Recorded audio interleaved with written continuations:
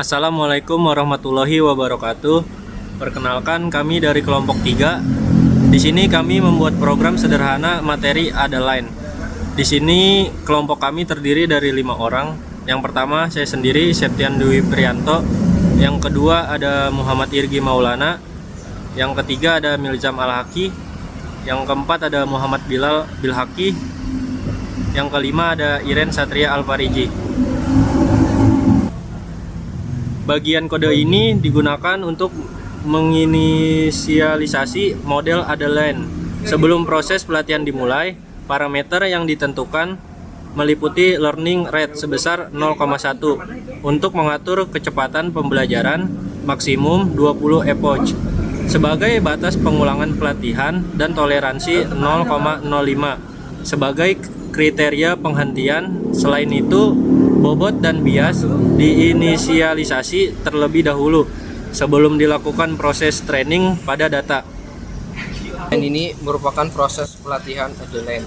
Sistem melakukan pengulangan sebanyak jumlah echo yang ditentukan. Kemudian setiap data latih diproses untuk menghitung nilai net input, menghitung error sebagai selisih antara target dan output, lalu pembaru bobot serta bias menggunakan aturan pembelajaran Adaline Delta Rule.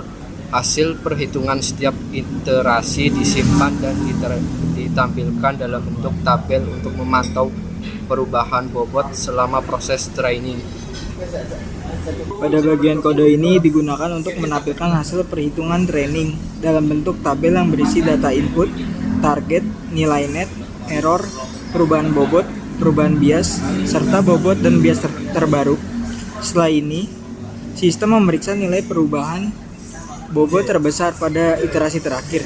Jika perubahan bobot tersebut lebih kecil dari nilai toleransi yang ditentukan, maka proses pelatihan dihentikan karena model dianggap sudah konvergen atau mencapai kondisi yang stabil. Setelah proses training selesai, bobot dan bias akhir digunakan untuk melakukan pengujian. Sistem menghitung nilai net input dan menghasilkan output menggunakan fungsi aktivasi bipolar. Hasil prediksi kemudian dibandingkan dengan target sebenarnya untuk mengetahui tingkat kecocokan model. Dan setelah hasil pengujian ditampilkan dalam bentuk tabel. Dan bagian terakhir program terlebih dahulu ditentukan data input dan target yang mempresentasikan fungsi logika dan bipolar.